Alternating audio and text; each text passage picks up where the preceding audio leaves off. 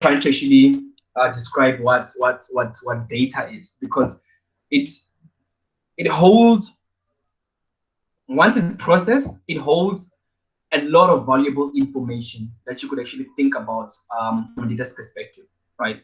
So just because this is not doing what I want, sorry, I just want to put on presentation mode again.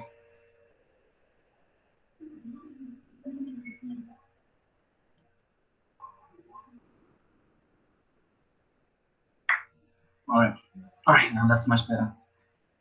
So if you could think about it, so it once it's actually be processed, you tend to understand a lot of concepts. Like what the video is actually explaining in 3 minutes is actually explaining the beauty behind data, all the values that you could actually get behind data. Not just necessarily any data, however, data that is actually processed. How do you now begin to explain to your manager about is there a share gain or a share loss or all those kind of stuff within the data, looking at dozens and dozens of rows within Excel, right? So that's where you have to go to the root of data visualization, wherein you get to tell a story to someone who doesn't really understand the data, and make sure that they actually understand the meaning behind each and every analysis that they have actually could actually do from a data perspective.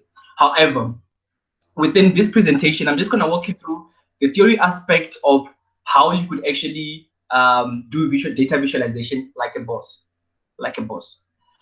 so this is just the theory aspect of it.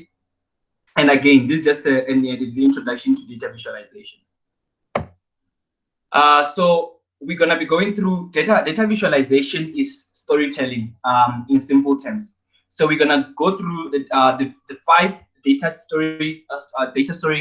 storytelling tips to improve your charts and graphs. I mean, almost everybody could actually plot a bar chart or a graph and all those kind of stuff. However, it takes certain type of a skill to actually make sure that whoever is actually looking at your charts or your bar graphs could actually understand the story behind without you having to actually explain any single thing. So now I'm just gonna take you through the 5 tips in terms of how to actually improve your storytelling through data visualization. So the first one is difference and contrast. So this is actually looking at colors, right? Again, you might think that probably maybe we have deviated out of data science a little bit. However, data is the science, right? So you need to actually look at each and every aspect in terms of understanding the human behavior or the brain behavior in terms of how they could actually understand different things. So the first thing that you could actually have to look at is the difference and the contrast in terms of the colors. And this actually goes through the data, the color theory.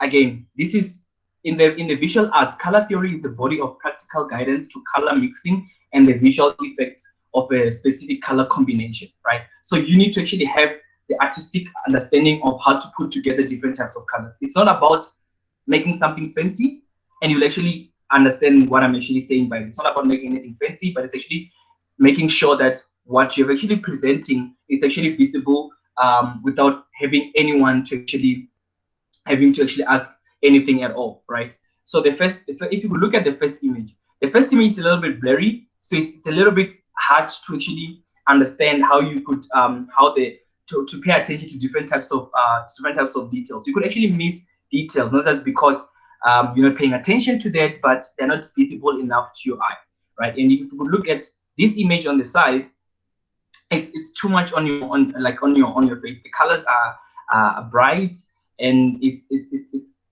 I mean, you could easily get tired in terms of looking at this. It's actually all over.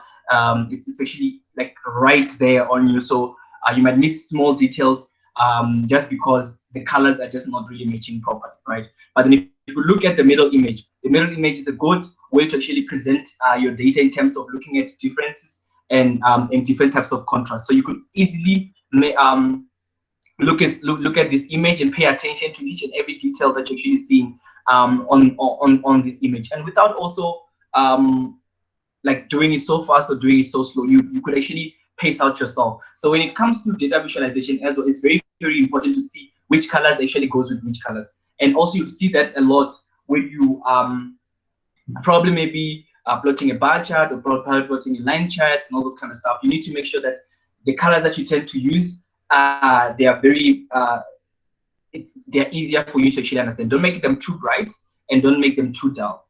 Just make sure that it's easier for someone to actually pay special attention to each and every detail that you're actually showing them for them. So a good example of it is actually color contrast.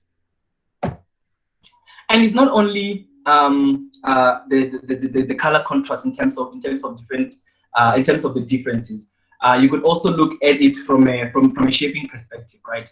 How do you now differentiate a different? How do you now differentiate two different aspects that you're actually trying to explain, so that people could actually understand them better? You could use either being colors, right?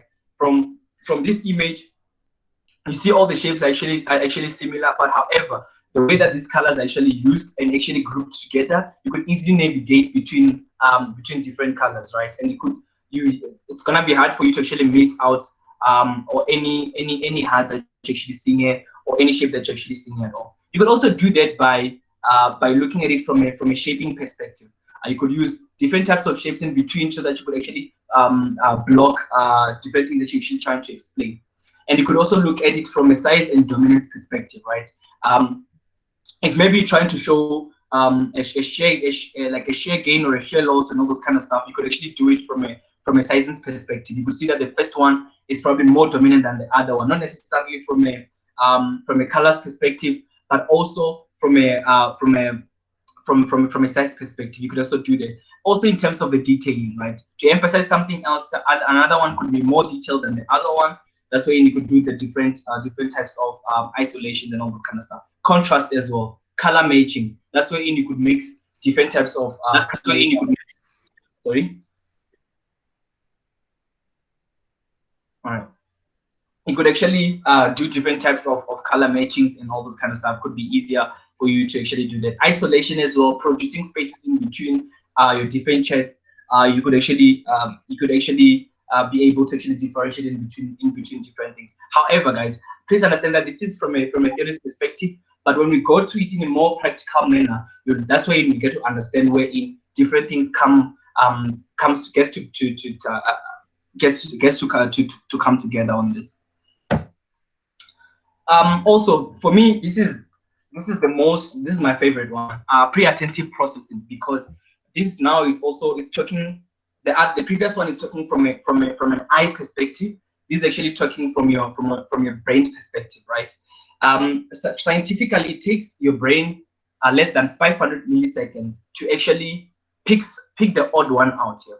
I don't have to actually go through each and every box that you're actually seeing here before you guys could actually pick the odd one out. Immediately when you see this, you see that this one would be the odd one out. Immediately when you see this, you see that this one is actually the odd one out. So that's how powerful and that's how fast your brain is, right? So every time when you're doing the data visualization and you're putting together a presentation, it's very, very important to keep this in mind.